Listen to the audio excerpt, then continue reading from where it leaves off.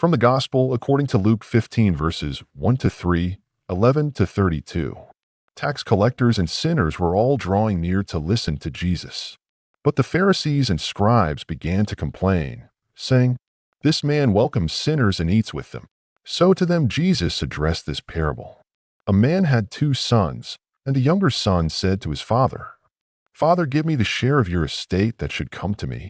So the father divided the property between them.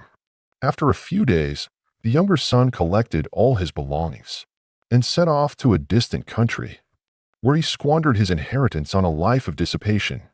When he had freely spent everything, a severe famine struck that country, and he found himself in dire need. So he hired himself out to one of the local citizens, who sent him to his farm to tend the swine.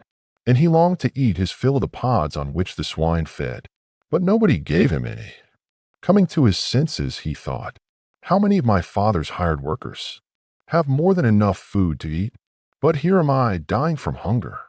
I shall get up and go to my father, and I shall say to him, 'Father, I have sinned against heaven and against you. I no longer deserve to be called your son.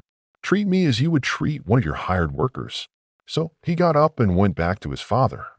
While he was still a long way off, his father caught sight of him and was filled with compassion.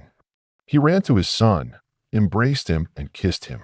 His son said to him, 'Father, I have sinned against heaven and against you. I no longer deserve to be called your son.' But his father ordered his servants, 'Quickly bring the finest robe and put it on him. Put a ring on his finger and sandals on his feet. Take the fattened calf and slaughter it. Then let us celebrate with a feast, because this son of mine was dead and has come to life again. He was lost and has been found.' Then the celebration began. Now the older son had been out in the field, and on his way back as he neared the house, he heard the sound of music and dancing. He called one of the servants and asked what this might mean.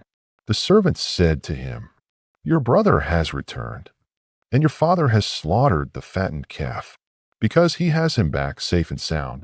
He became angry, and when he refused to enter the house, his father came out and pleaded with him. He said to his father in reply, 'Look, all these years I served you, and not once did I disobey your orders.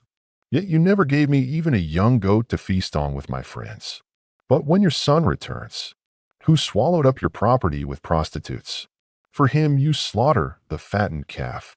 He said to him, 'My son, you are here with me always.